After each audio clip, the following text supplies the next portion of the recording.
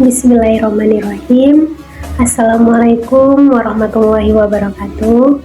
Pertama-tama dan yang paling utama, marilah kita panjatkan puji syukur kita atas kehadirat Allah Subhanahu wa Ta'ala, yang mana berkat rahmat dan hidayahnya lah kita masih diberikan kesempatan untuk berkumpul serta berjumpa kembali.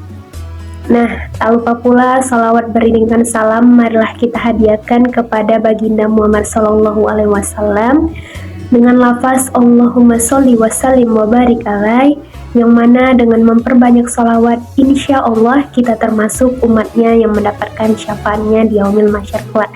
Amin, amin ya rabbal alamin. Nah, perkenalkan, nama saya Putri Aldiza, saya dari Manajemen Pendidikan Islam semester 3. Di video kali ini saya ingin membahas mengenai manajemen kelas, terkhusus pada judul pendekatan dalam manajemen kelas. Mengelola kelas merupakan sistem yang kompleks, seringkali dilakukan oleh guru yang sudah berpengalaman maupun guru yang masih pemula. Tak jarang juga para guru-guru ini seringkali menemukan masalah terkait dengan pengelolaan kelas. Hal seperti itu sangatlah wajar, karena yang dihadapi oleh guru itu tidak hanya fisik, melainkan juga multi-karakteristik pada setiap siswa.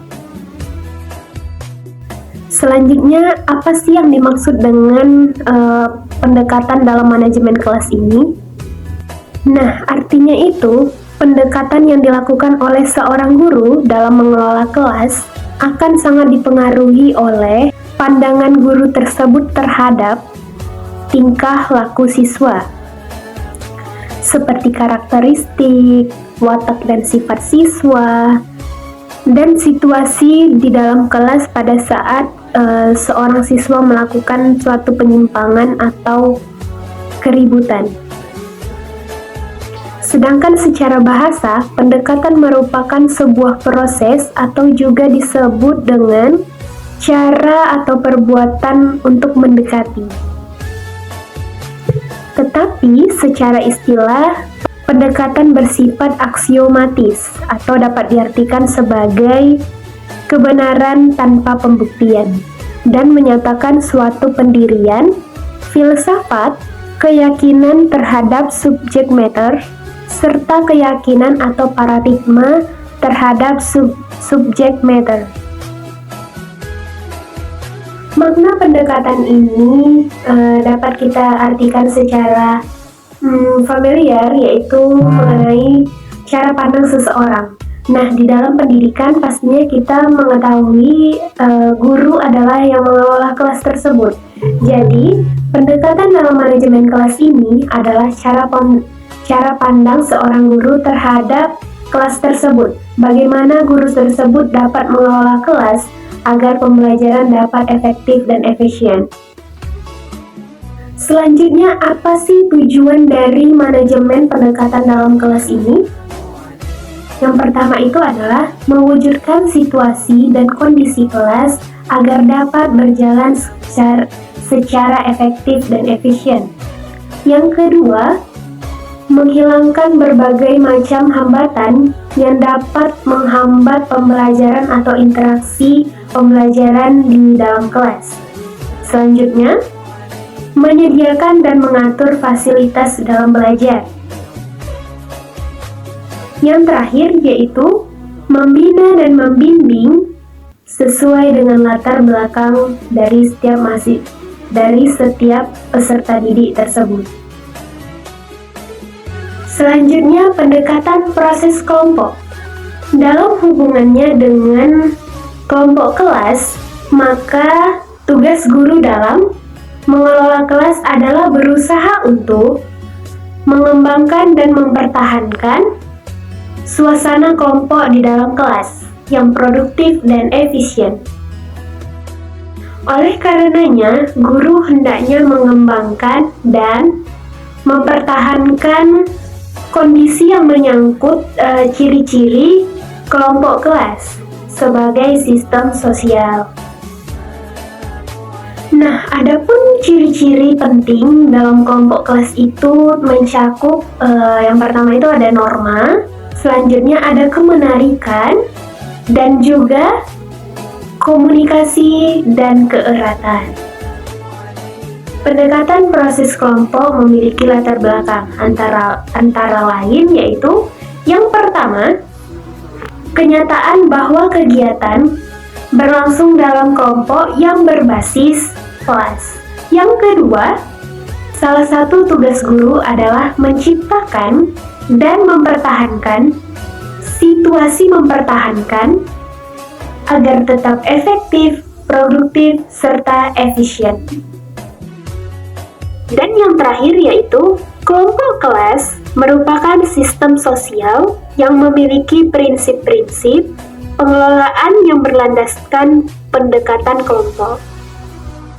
Nah, teman-temanku sekalian, pendekatan kelompok ini agar memiliki suatu ikatan yang kuat memerlukan beberapa unsur. Adapun unsur-unsurnya yaitu yang pertama tujuan kelompok, yang kedua aturan, dan yang terakhir adalah pemimpin. Nah, selanjutnya pendekatan sosio-emosional. Pendekatan ini diangkat dari anggapan dasar bahwa suasana yang mendukung proses belajar mengajar yang efektif merupakan fungsi dari hubungan yang positif antara guru dengan siswa dan antara siswa dengan siswa. Oleh sebab itu, tugas guru dalam mengelola kelas adalah membangun interpersonal dan mengembangkan iklim sosio-emosional yang positif. Nah, ini bertujuan agar terwujudnya kelas yang efektif, serta pembelajaran yang efektif pula.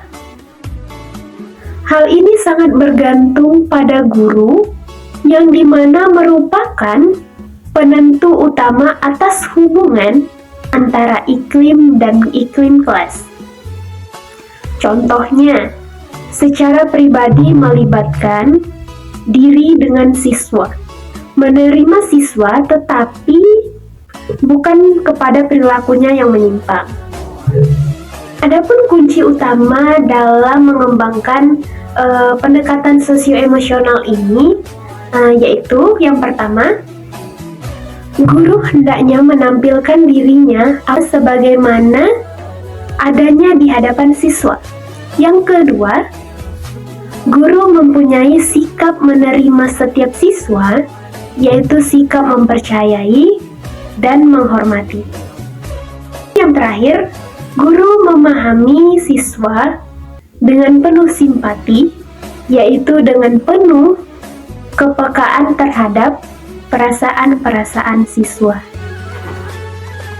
Teman-temanku sekalian, dalam pengelolaan kelas, hendaknya seorang guru dapat menerapkan multi pendekatan. Sebab setiap pendekatan mempunyai kelebihan dan kekurangannya masing-masing.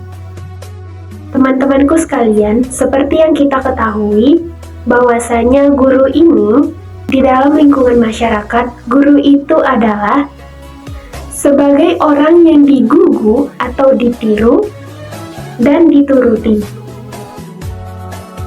Pengaruh guru terhadap siswa ini sangatlah besar.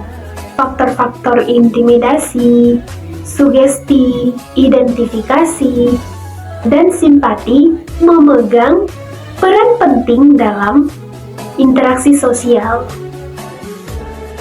Siswa yang dibimbing oleh guru yang memiliki kesehatan mental yang baik memperlihatkan stabilitas emosional yang lebih tinggi daripada seorang siswa yang dibimbing oleh guru yang mentalnya kurang sehat. Adapun contohnya dalam memberikan pujian, saat kita melihat ia membuang sampah pada tempatnya, kita memberikan pujian bahwasanya, wah pintar sekali, rajin sekali, seperti itu ya nak, membuang sampah pada tempatnya. Nah, sikap atau upaya yang seperti itu akan membekas di hatinya, sehingga dia merasa senang dan merasakan bahwa, wah, yang saya lakukan ini benar, dan membuat guru akan memuji saya. Baik, hanya ini yang dapat saya sampaikan. Lebih dan kurang saya mohon maaf.